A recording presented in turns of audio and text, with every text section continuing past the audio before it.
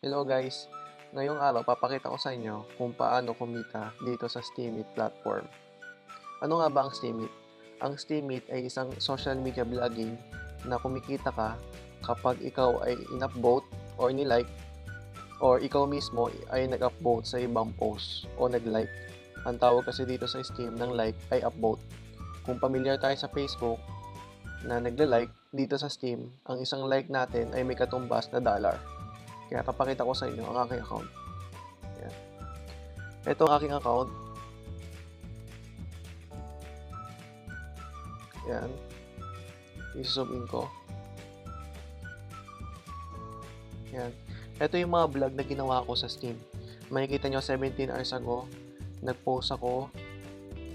Mayroon akong kitang $77 sa isang post na to.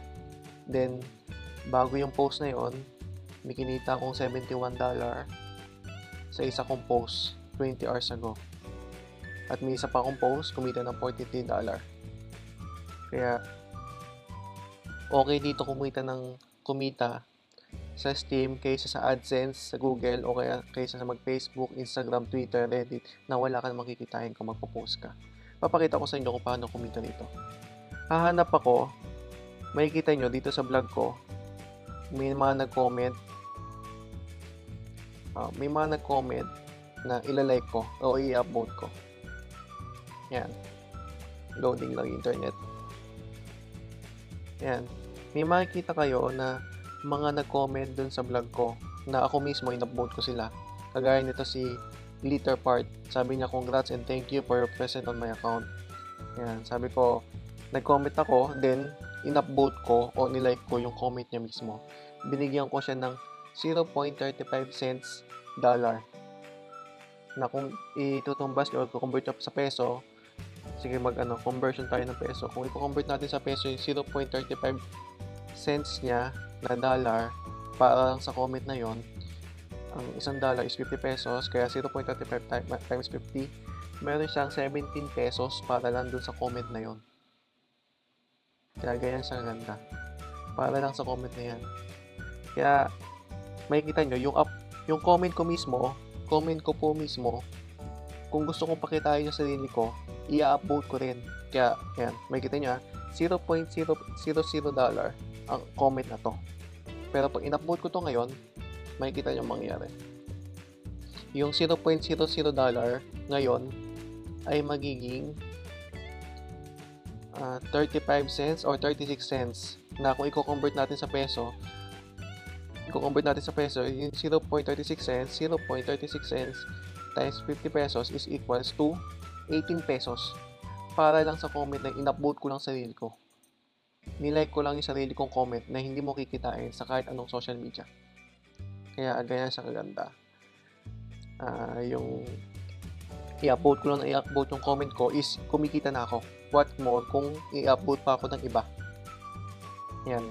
Kaya yung sinabi ko, actually maiksi lang itong sinabi ko, pero kumita ng 78 o $77.81. Ayan. Nagpasalamat na ako sa community kasi na-hit ko yung target ko na 1,000 follower. Then, dalawang paragraph. Halos para nag-post ka lang sa Facebook na nilike ng mga tao, pero ito may katumbas nakita kada isang like nila. So, paano nga ba kumikita dito sa Steam? Saan nanggagaling yung kinikita mo? Saan galing yung $77, $78, $111? Ayan, meron akong isang post, $101. Saan ba nanggagaling yun? May papakita ako sa inyo na isang website. Ang tawag is CoinMarketCap. Sa CoinMarketCap, makikita nyo dito yung mga cryptocurrency kasi ang Steam ay isang cryptocurrency. Cryptocurrency siya na ibig sabihin, ang Bitcoin, digital currency, kung hindi kayo familiar sa cryptocurrency, i-search nyo lang, ang isang pinaka number 1 na sikat na cryptocurrency is Bitcoin. Ng isang piraso is $3,448. Pero ang simula niyan, wala pang $1 na nagsimula noong 2009. Kagaya din ng Steam ngayon, ang isang Steam ngayon is $1.37. $1.37 ang isang Steam. Kaya ito yung mga pinamimigay doon sa ito yung binibigay doon sa nagpo-post sa Steam. nagpo-post tayo sa Facebook, nagpo-post tayo sa Instagram, pero wala tayong kinikita. Ang kumikita yung mga nagtayo ng Facebook, ng Instagram. Pero dito, tayo yung mga parang shareholder nung website na to. Steemit social media na to. Kaya, yan. Ang isang maganda rito, makikita nyo siya. Yan, makikita nyo yung wallet ko. O kung kahit di akin, kahit sino. Papakita ko sa inyo yung wallet ko. Yan. Pwede nyo makita yung ilang Steam yung meron ka. Kasi, ang isang upvote mo, merong halaga. Pero, kagaya ko nung umpisa, akala ko, in-upvote yung kahit anong post. Pero yung Steam power pala, o Steam voting power, nauubos siya. Kaya kailangan, hindi mo wag mo masyadong gamitin para wag maubos yung Steam power mo. Sa isang araw, siguro, ang maximum mo ng voting power na pwedeng gawin is hanggang 10 sa 100%. Kaya, magpapakita ako sa inyo ng mga trending posts. Yan. Sa mga trending posts, makikita nyo kung magkano kinita ng mga nagka-trending ngayon. Yan. Nagka-trending ngayon, kung magkano ba yung isang vlog.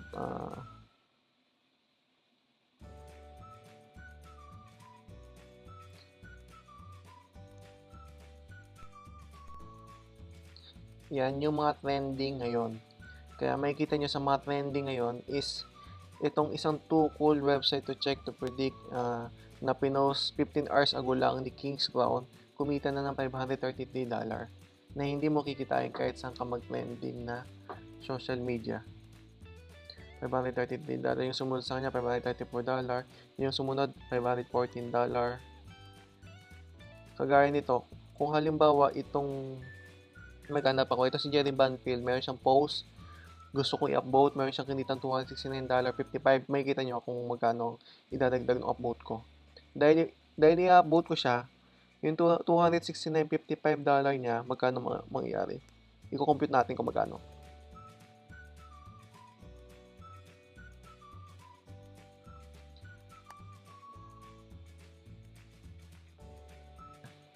Parang nadagdagan siya ng 0.4 something dahil lang sa upvote ko. Pero ang nag-upvote sa kanya, 603 na tao. Kaya inabot siya ng 269. Itong sumunod na post, i-upvote ko rin. $268, i-upvote ko. 268.42. Tingnan nyo magkano ang madadagdag sa kanya. Dahil lang sa upvote ko. Yan. Nadagdagan siya ng 0.40 something. Basta ang post mo nakapag-add value sa iba, maabot ka. Kaya, kung halimbawa dito sa aking, pwede nyo i-check yung Steam power nyo. Mayroong tinatawag na Steam Now na website. Yan. Papakita ko sa inyo kung Steam Now. Yan. Ayun yung voting power ko, which is kapag na-reach ko na yung 80%, hindi na ako masyado nag-upvote. Depende na lang kung talagang gusto ko. Yan, hindi na ako masyado nag-upvote niyan kasi pag bumaba ang voting power, pagpahingay mo lang siya, nadadagdagan hanggang maging 100% na naman. Pag naging 100% na naman, malakas ka naman mag-vote sa iba o i-vote yung sarili mong comment o vlog. Depende sa'yo. Yan. Yan, papakita ko sa inyo yung 6 days na pending payout ko. Kung magkano ba yung nangyari dun sa mga vlog na ginawa ko. At siguro tingin ko mga 9 o 10 vlog kung hindi nagkakamali. Bibilangin natin lalabas dito.